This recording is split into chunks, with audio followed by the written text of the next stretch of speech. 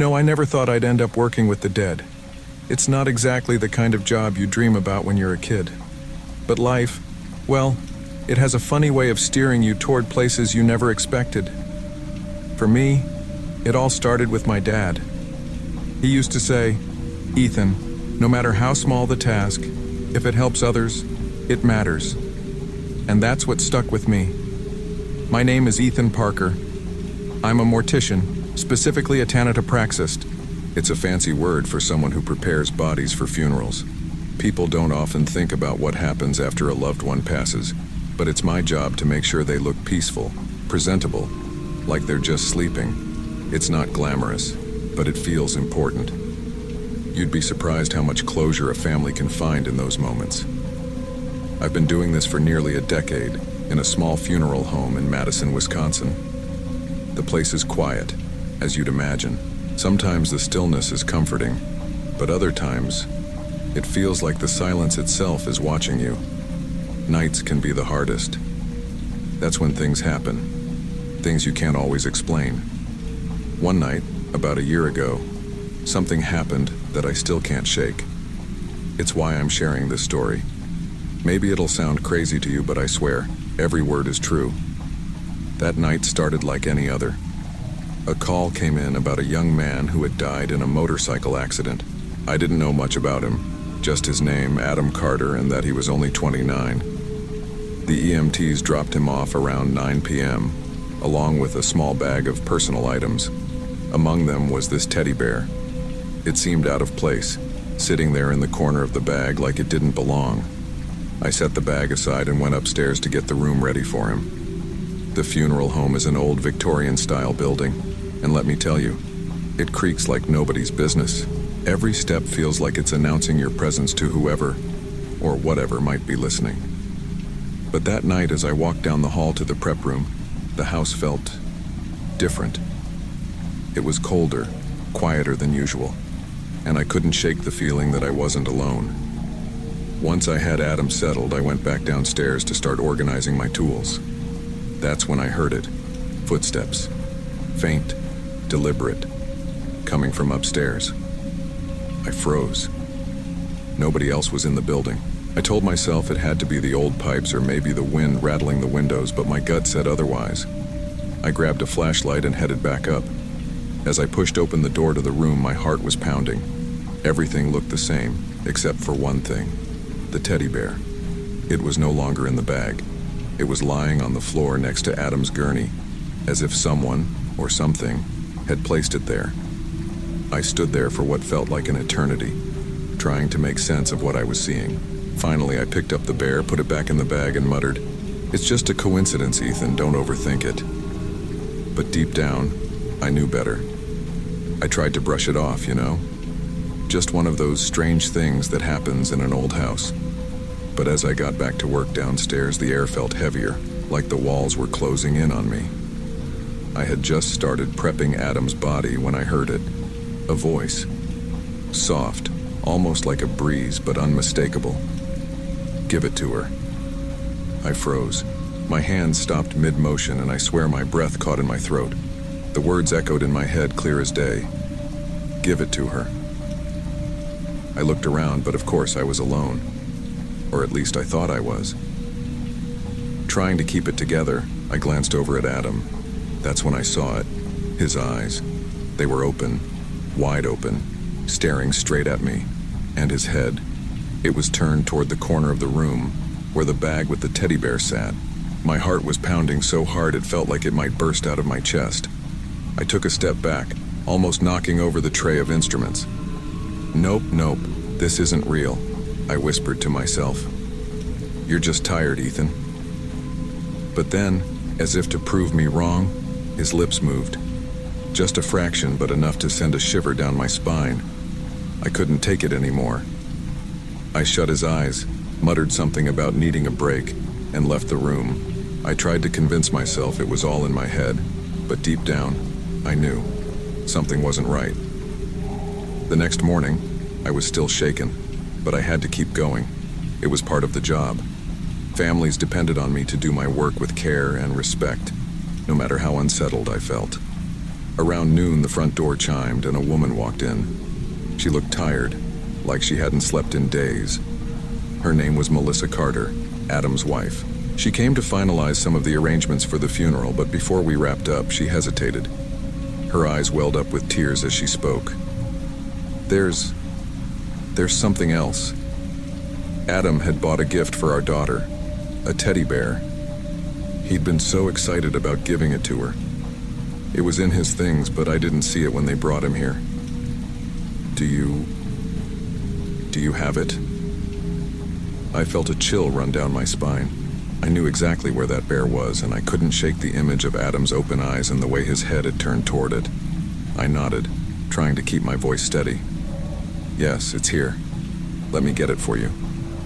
When I handed her the bear, she clutched it to her chest, tears streaming down her face. Thank you, she whispered. You have no idea how much this means to us.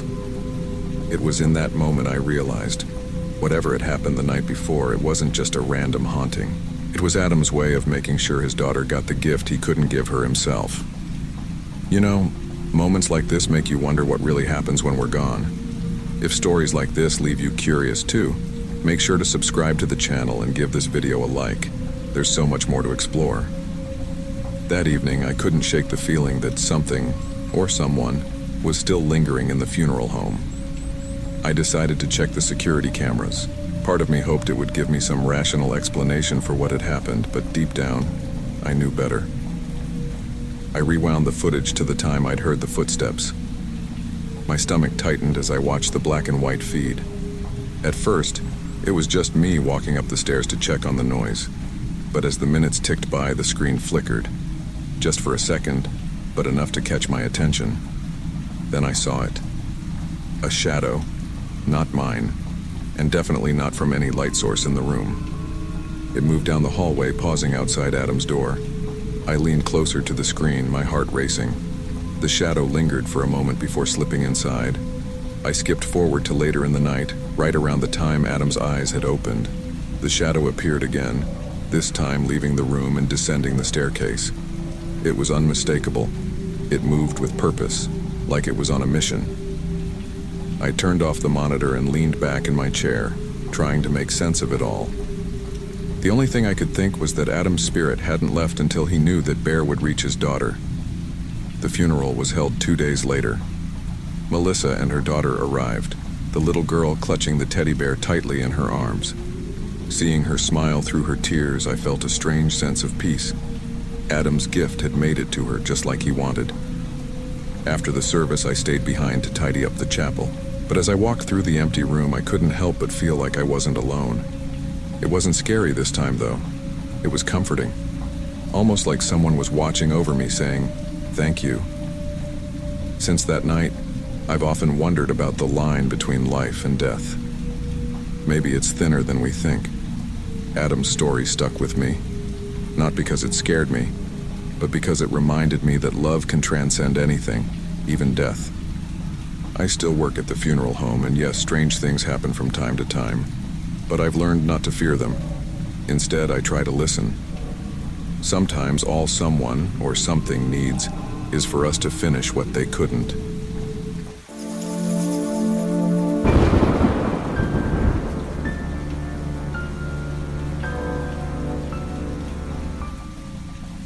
You know, I'm not the kind of guy to believe in ghost stories or supernatural things, at least I wasn't. But this was something I'll never forget. If you've got a moment, let me tell you what happened at a funeral I attended one cold, quiet night in Willow Creek, Tennessee. It was for a man named Michael. He wasn't a close friend, but we'd spoken a few times, mostly at the diner where he'd sit alone, drinking black coffee, always lost in thought. People said he kept to himself because he had secrets. I never cared much for gossip, but after the way he died, let's just say it made me wonder. The funeral was held at an old chapel just outside town. You know the kind, creaky floors, dim lighting, and a smell like the pages of an ancient book. The service was strange from the start. Michael's face, lying there in the casket, looked too peaceful. It didn't match the stories about his death. A car accident, they said, though no one ever saw the wreck. As I stood there listening to people share their memories of him, I couldn't shake the feeling that something was off. His face almost seemed to change when I looked at him from different angles. It was subtle, sure, but I wasn't the only one who noticed. "Do you see that?"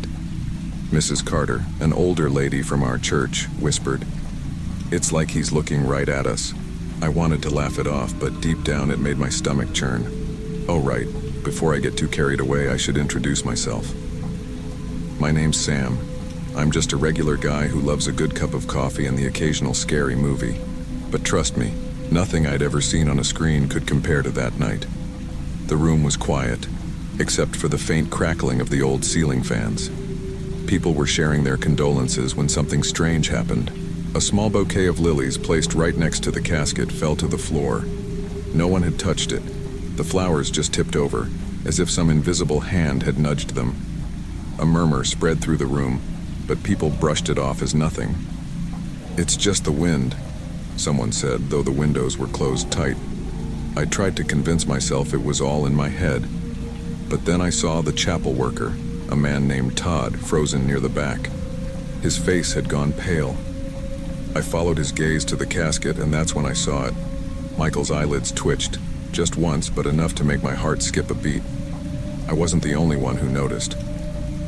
Todd backed away, muttering something under his breath before bolting out of the room. Someone joked, "Guess funerals aren't for everyone," but their laugh sounded forced. As people started whispering about what they'd seen, a thought crossed my mind. This is one of those stories you only hear about online. Speaking of, if you enjoy mysteries like this, don't forget to subscribe and like the video. You never know what you'll find next. The room felt colder now, like the very air around us had turned to ice. The dim flicker of the candles cast strange shadows on the walls, making everything look distorted, like a warped reflection in a funhouse mirror. I couldn't take my eyes off Michael, if it was even still him lying there. As the whispers grew louder, one of the mourners, an older man named Mr. Hawkins, took a deep breath and stepped forward. "This doesn't feel right," he said, his voice steady but low. "Something's wrong here." He reached for the casket, his trembling hands gripping its edge. Slowly, he leaned in closer, squinting as though trying to confirm what his gut was screaming at him. Then, with a sudden jolt, he stumbled back. "He's alive," he whispered, his face drained of all color. I swear I saw him breathe. Panic erupted in the room. A few people rushed to the exit, but the chapel doors wouldn't budge. It was like the building itself didn't want us to leave. That's when I noticed something even stranger, a folded piece of paper sticking out of Michael's suit pocket. "Help me," it read in shaky, uneven handwriting. "I'm not dead. They buried me alive." I felt my stomach drop. My mind raced, trying to piece everything together. How could this be possible? And if Michael wasn't dead, then what was lying there in the casket now? Before I could even begin to comprehend, a low, guttural growl echoed through the chapel. The candles flickered violently, and a dark, heavy shadow began to rise from the casket. It was like the very air was being sucked into the figure, feeding its form. Everyone froze, too terrified to move. The shadow shifted, growing larger, darker, more menacing. Then came the voice, a deep, distorted sound that rattled the walls. "He is mine now," it said. "You should have left him in the ground."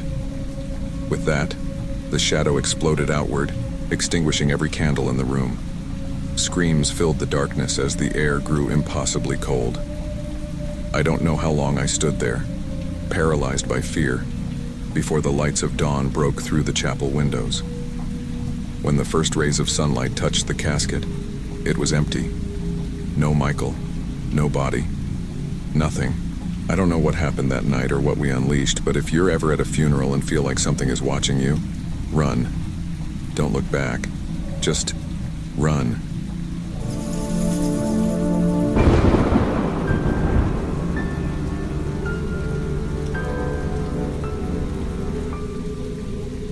Before we begin, let me ask you, do you believe funeral homes can harbor dark secrets?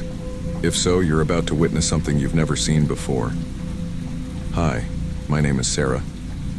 I used to be a skeptic when it came to the supernatural. That was until I got my first job as a receptionist at Evergreen Funeral Home in Seattle. It was a position I took out of necessity, fresh out of college and desperate to pay my rent. But that job turned out to be more than just work.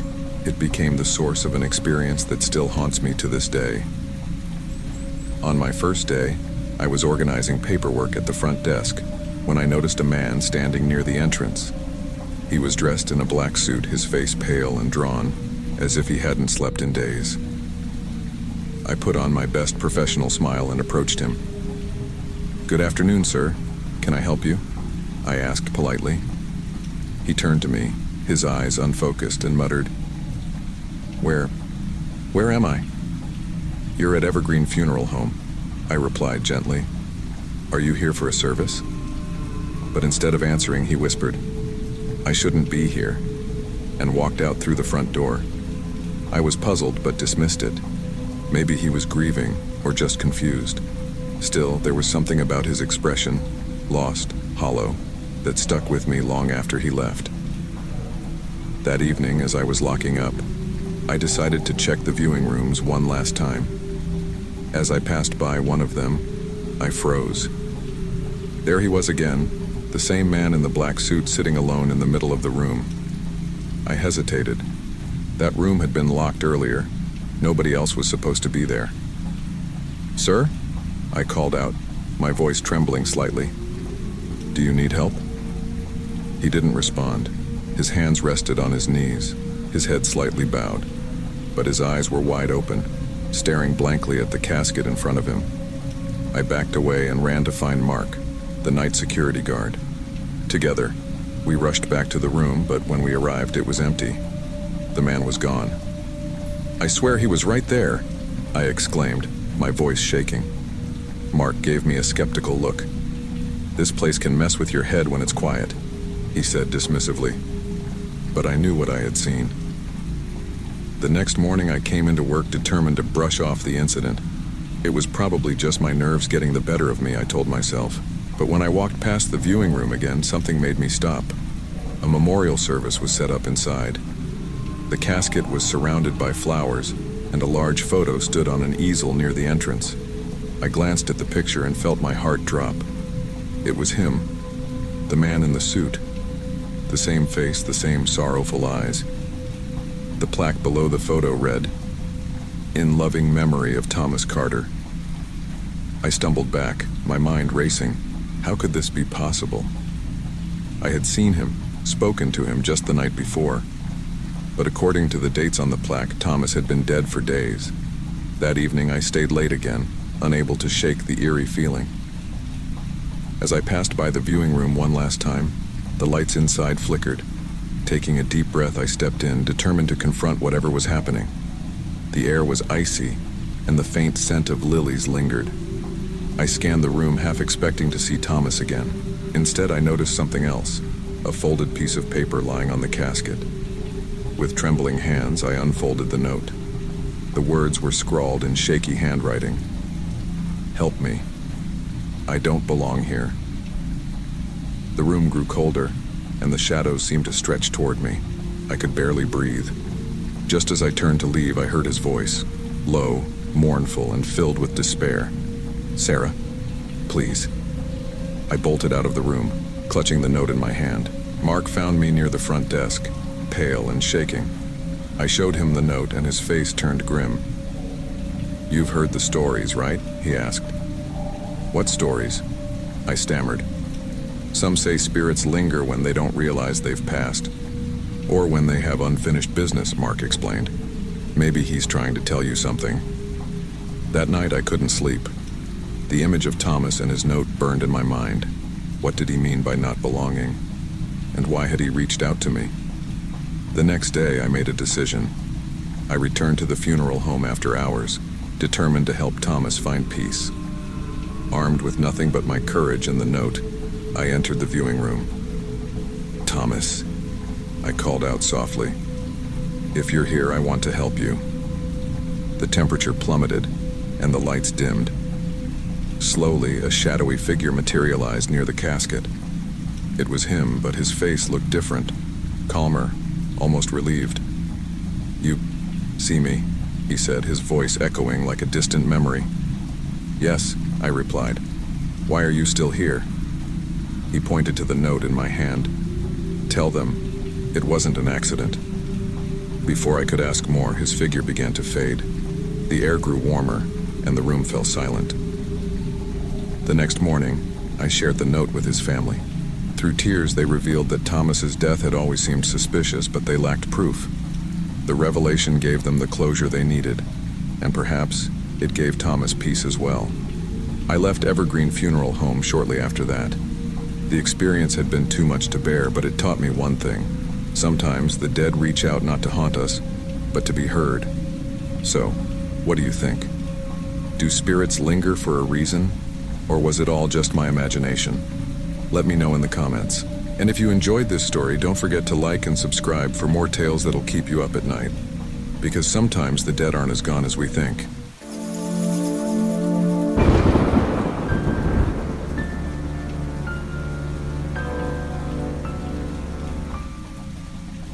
Have you ever heard stories about haunted funeral homes? If you know of any, share them in the comments. Who knows, maybe it'll inspire the next story. Hi, my name's Robert, but you can just call me Rob. I've worked as a janitor at Hillcrest Funeral Home in Ohio for over 6 years. It's not exactly a glamorous job, but it's honest work. I take pride in keeping the place neat and respectful for grieving families. You'd think working in a funeral home might make you uneasy, but I've always felt comfortable here. Well, until recently. It started on a quiet Monday morning. I was cleaning the main hallway when the staff brought in a new body. It was a little girl, only 5 years old. Sad cases like this always hit me harder, especially when you see the toys or flowers left behind by loved ones. I was mopping the floors near the viewing room when I heard footsteps coming from the restroom. At first I thought it might be one of the staff or a family member who arrived early, but the halls were empty. Curious, I went to check it out. The restroom door was slightly ajar, and as I pushed it open, something caught my eye, a reflection in the mirror. It was brief, but I swear I saw a small girl standing there. She had dark hair and a pale dress. I blinked, and the reflection was gone. The restroom was completely empty. Shaking it off, I told myself it was just my imagination. Maybe I'd been thinking too much about that poor little girl. Still, the thought lingered, and I couldn't help but glance over my shoulder as I returned to my work. Later that night, the funeral home was eerily quiet, as it always is after hours. I stayed late to organize the viewing room for the little girl's upcoming service. As I adjusted the flower arrangements, I heard it, a soft, faint sound. It was almost like a child crying. I froze, my hand still gripping the edge of the flower stand. The sound was coming from the room where her body was kept. My heart raced as I slowly approached the door. It wasn't fully closed, just slightly ajar. I pushed it open cautiously, expecting to find, well, nothing. And I was right. There was no one there. The room was exactly as I'd left it, with the little girl lying peacefully in her casket. The crying had stopped. I took a deep breath and stepped inside, scanning every corner of the room. There was no sign of anyone. I even checked behind the curtains and the flower stands just to be sure. Satisfied that I was alone, I turned off the light and stepped back into the hallway. But the moment I closed the door, the crying started again. It was louder this time, more urgent. I felt a chill run down my spine. I wanted to walk away, to leave the building altogether, but something compelled me to stay. It felt wrong to leave her alone. I whispered under my breath, "She doesn't want to be alone in the dark." And in that moment, I started to believe this wasn't just my imagination. The next evening, the funeral home hosted the viewing for the little girl. Families and friends trickled in, carrying flowers and comforting the grieving parents. I kept my distance, quietly tending to small tasks like refilling the coffee station and arranging extra chairs. I've always been good at blending into the background. At one point, the girl's mother approached me. She was a kind-looking woman with tired eyes that spoke of endless tears. Thank you for taking care of everything, she said softly. It means so much to us. I nodded, unsure what to say. Of course, ma'am. I'm sorry for your loss. She gave a faint smile and seemed to linger, as though she needed to share something. You know, she began, Emily was, well, she was such a brave little girl, but she was terrified of the dark. She wouldn't even sleep in her own room without a nightlight. Her words hit me like a cold wave. My mind raced back to the crying I'd heard and the reflection in the mirror. Emily didn't want to be alone. Maybe she was still afraid, even now. I tried to stay composed as the mother continued. She used to say the dark felt like it was swallowing her whole. I keep thinking about her being here in a place like this. It doesn't feel right. Her voice cracked, and she quickly turned away to hide her tears. I stood there, rooted to the spot, trying to make sense of everything. If Emily's spirit was still here, could it be because of her fear? And if so, what could I do about it? After the viewing ended and the guests left, I was alone again in the funeral home. The building was heavy with silence, broken only by the occasional creak of the floorboards. My thoughts kept circling back to Emily's mother's words, terrified of the dark. I decided to do something, even if it seemed silly. I went to the storage closet and grabbed a few extra lamps.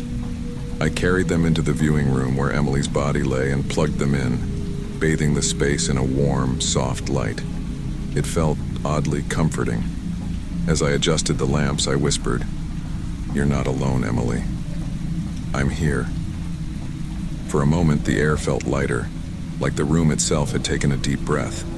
It was probably just my imagination again, but I wanted to believe it meant something. Later, I sat in the break room, still feeling unsettled. I thought about everything that had happened and decided to record a quick video, partly as a way to process my thoughts and partly to document the experience.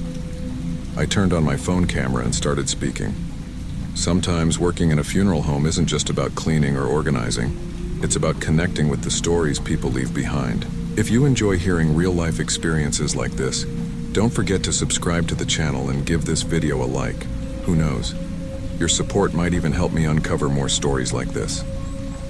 I ended the recording, feeling a strange mix of relief and unease. Whatever was happening here, I just hoped Emily wasn't scared anymore. The following morning, I returned to Hillcrest Funeral Home one last time. I had made my decision. I couldn't stay here anymore.